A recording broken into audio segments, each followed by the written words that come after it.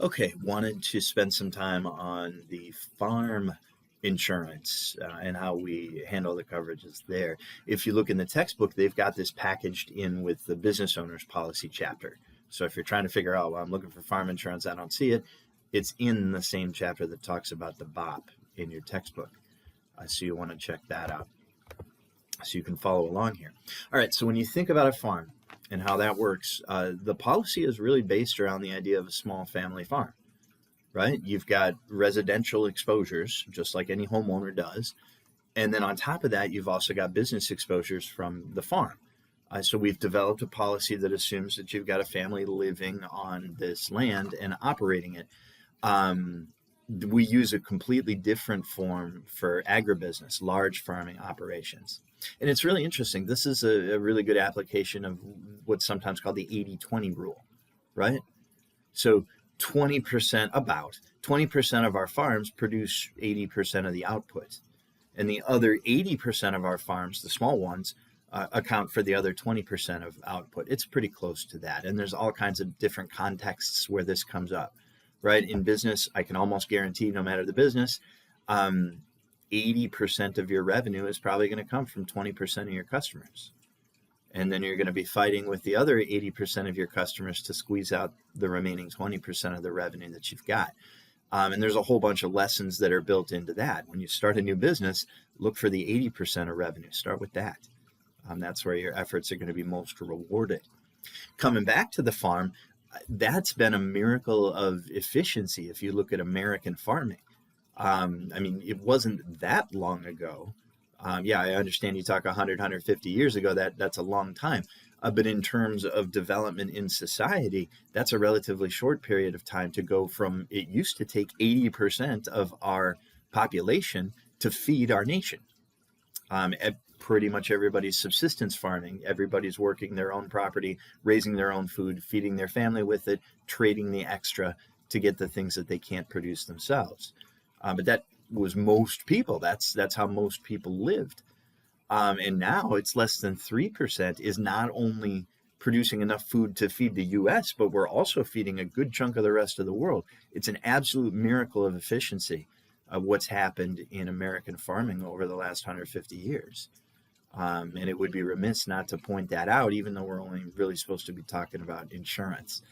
So let me dial it back and we'll start to talk about that. Okay, so these policies are designed for small family farms. That's the idea.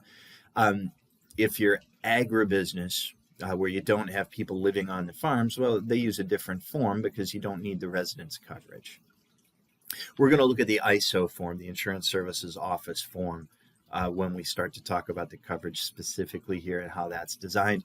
There's another organization, AAIS, that has developed a farm policy, and then companies sometimes develop their own policies, just as in every other line of insurance. Remember, in the BOP, it's only company policies. There are no ISO or AAIS forms, no organization-produced forms that have been automatically approved for use in all 50 states. Here in farm insurance, we're going to use the ISO form. So that one's been approved for use already, although the bigger companies have developed their own, and it'll look slightly different. Okay, so we've got a whole bunch of forms that we're going to package together to create a farm policy. And in the ISO program, here's what those forms look like. You've got a form for the residence and your personal property. So that looks like the homeowner's policy. Then you've got the farm personal property, and that's stuff that's not attached. It's not real property. Then you have farm property that is real property. So that's going to be barns and outbuildings and other structures that you have that are used in the process of farming. You have loss of use of your residence. That's going to be covered under the farm property, the dwellings piece. But then you also have, well, what if something happens to make it so the farm itself can't operate? You've got a business income exposure there. We've got a separate form for that.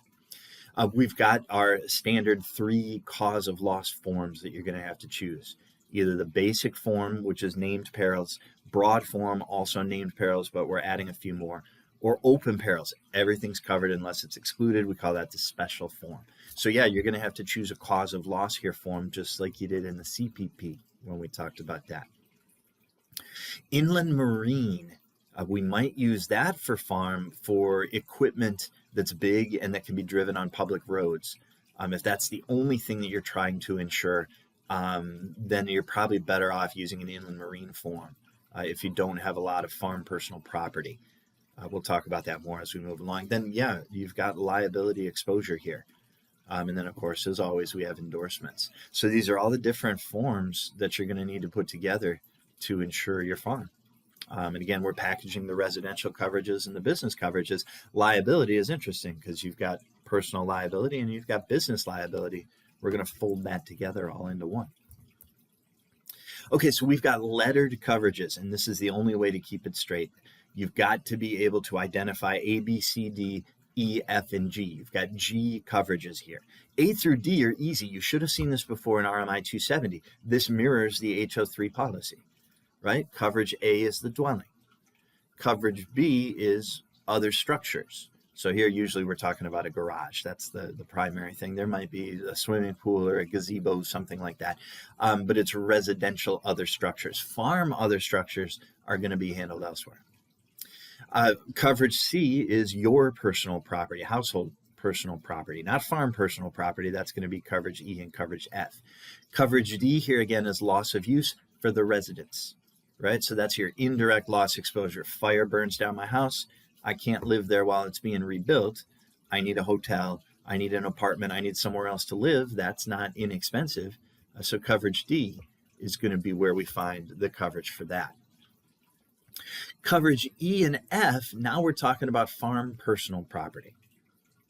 So with these things here, the difference is whether it's scheduled or unscheduled. So remember what scheduled means. We're going to specifically identify things, and we're going to go ahead and list them all out. And certain types of personal property, you would want to do that. Again, the more valuable pieces, that's the way to do it. So you've got equipment, you've got livestock. So we're going to protect that here. One thing we're going to find out is this doesn't cover disease as a peril.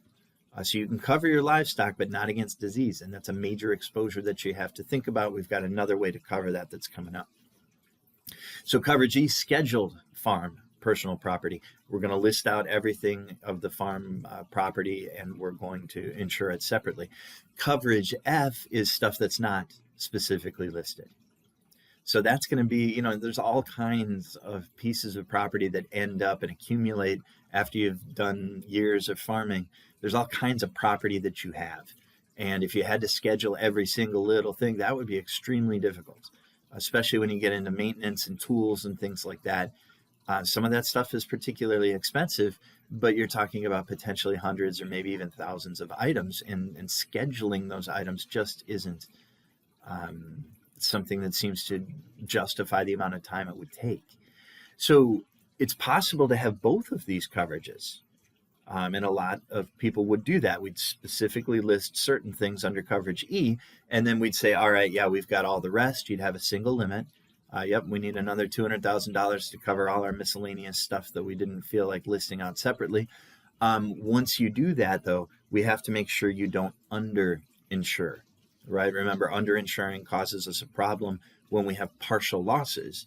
If everybody only buys half of what the full limit is, that means premiums ultimately have to be higher. So to avoid that, insurance companies use co-insurance requirements to help people insure to full value. And typically 80% in the ISO form is what you're going to see. So you go ahead and you identify your single limit for all the stuff you didn't list. But you have to carry at least 80% of that amount, or else when you have partial losses, you will not fully recover. You'll have to share in the loss as a co-insurer with the same formula that we've always used. Amount carried over amount required times the loss, right? So if I said I wanted $200,000 and I have a $10,000 loss, and for some reason I'm only carrying $100,000, well, $200,000 requires me to carry $160,000. For some reason I'm only carrying $100,000. If I have a total loss, I would only get $100,000. That's going to be a problem. But if I have a $10,000 loss, a partial loss, we're going to adjust that by the co-insurance formula. Again, this is review. We've done this before. So if I had a $10,000 loss, I'm carrying 100, I need 160. So I'm going to multiply my 10,000 by 10/16 or by 5/8. And that's going to mean that I'm going to miss out on a big portion of that partial loss. I'll have to cover that myself as a co-insurer. So like always, anytime you set a limit, you should always be fully insuring. But this is just another way to make sure that you do that. Coverage G talks about the real property that is farm structures. Remember, real property attached to the ground.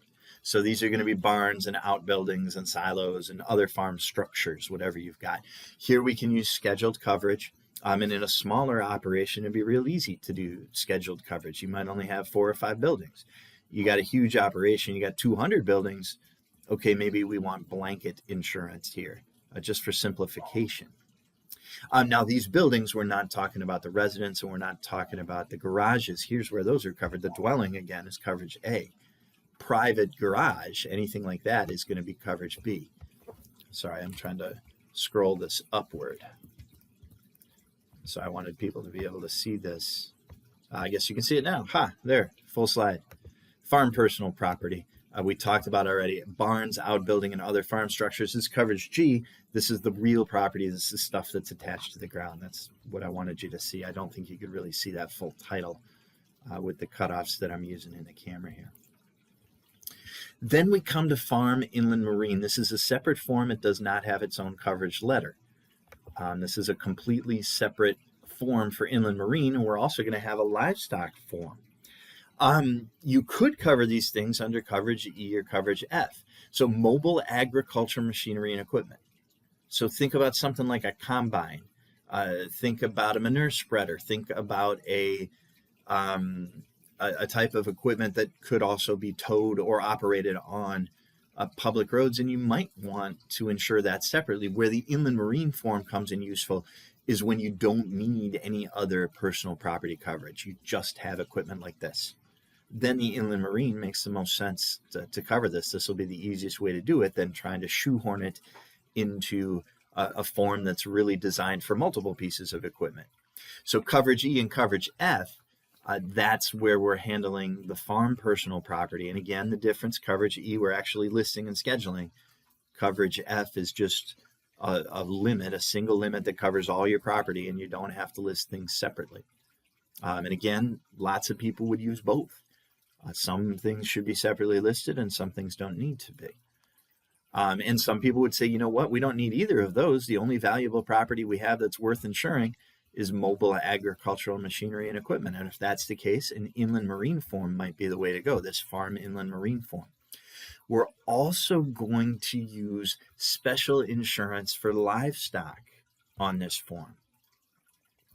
And so that's a possibility too. And then we've got an additional way to handle livestock on this slide that's coming up under the specialty coverages. So one of the specialty coverages that we deal with is crop and hail insurance. This is stuff that is sold in the private market. Crop insurance, and a lot of times they just call it crop hail. There's specific perils that are going to be covered here, hail being one of them because it's named. Fire damage, wind damage to your crop. Vehicle damage is usually included in here too. If you want to deal with moisture coverage, too much rain, not enough rain, now you need federal crop insurance for that. Now, federal crop insurance is subsidized. So that means you're really not paying the true actuarial cost.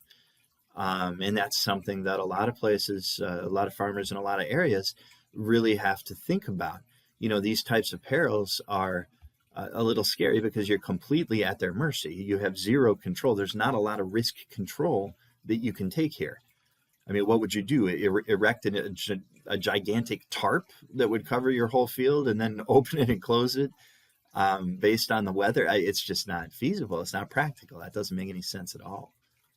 So that's a problem. That's not something we can easily do is loss control. There's really nothing we can do here with other than avoidance and just, get out of the business altogether. And that's generally not your first option. Then we'll have specialty coverages, animal mortality insurance. So that's one of our specialty coverages. The livestock coverage you can get under F doesn't include disease. I mentioned that before. Also, if you've got valuable animals, Well, you're going to have to specifically list them if you want to try to do it under E, but there you're probably worried about some losses that won't be covered under the standard coverage E, coverage F. So valuable animals, maybe you've got some racehorses, maybe you've got show ponies, any sort of valuable animal that you want to fully protect, you're really going to need this animal mortality insurance. It's actually very similar to term life insurance, but for animals. And lots of people, when they insure their valuable animals, this is the form that they're using to do that. It's a specialty coverage. And that pretty well wraps up the farm coverages. I think the most important thing I want you to know is I want you to be able to identify A through G, to be able to list the coverage and what it covers. And then also recognize, if I throw an example, this is a barn, where should it be covered? I'd want you to be able to say, yeah, it's coverage G. That's where that belongs. Real farm property belongs under coverage G. So we'll go from there. That's a pretty good wrap up for the farm coverage. Thanks, you guys. You got questions, let me know and we'll go from there.